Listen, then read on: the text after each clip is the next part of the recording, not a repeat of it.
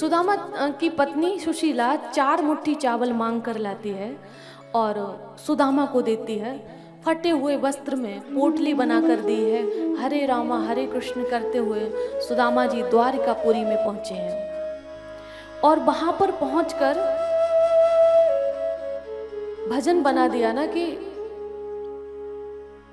द्वारपाल धक्का मार रहे हैं। सुदामा कृष्ण भगवान के घर का पता पूछ रहे हैं। उनके जो फटे से वस्त्र हैं उसको देखकर वो आश्चर्यचकित हो रहे हैं। जब वो अपना परिचय देते हैं कि मैं कृष्ण का सखा हूं, ये कुछ नहीं लिखा है, कुछ भी नहीं है।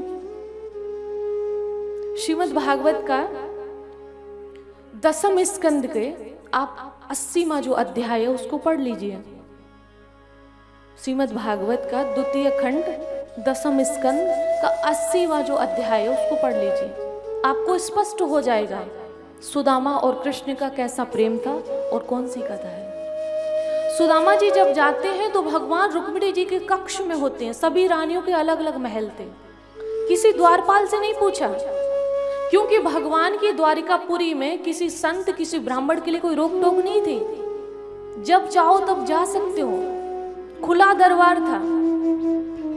क्योंकि भगवान तो हाथ फैला के बैठे ही रहते, कब कौन भक्त आए तो उसे हृदय से लगा लो। भगवान तो बैठते ही नहीं है, भगवान तो खड़े ही रहते हैं। हर मंदिर में प्रतिमा खड़ी होगी, कहीं भगवान लेटे बैठे नहीं मिलेंगे आपको, खड़े मिलेंगे।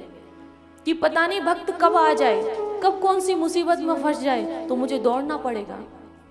जब उनका द्रौपदी का चीर हरण हुआ उस समय भगवान सहन कर रहे थे उस समय, और जैसे ही द्रौपदी ने आवाज लगाई भगवान कृष्ण तो कह भी नहीं पाया है, इतने में तो वो हस्तिनापुर पहुंच गए हैं। और आज भगवान जब भक्त का आगमन हुआ तो भगवान लेटे हुए थे रुक्मिणी जी के पास। और जैसे ही सुदामा का प्रवेश होता है महल में और भगवान की दृष्टि गई, तुरंत पलंग से उठते हैं, खड़े हो जाते हैं और सुदामा को हृदय से लगा लेते हैं।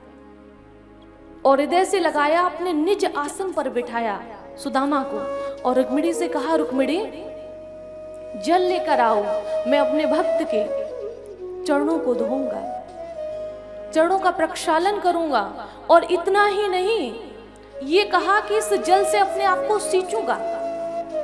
हम जब मंदिर में जाते हैं तो एक बूंद के लिए तरसते हैं कि बिहारी जी के चरणों की एक बूंद मिल जाए जो हम पवित्र हो जाएं। और भगवान सुदामा के चरणों की एक बूंद के लिए तरस रहे हैं कि जल्दी लेकर आओ, हम जल से चरणों को धोएंगे और अपने आप को सींचेंगे, पवित्र करेंगे।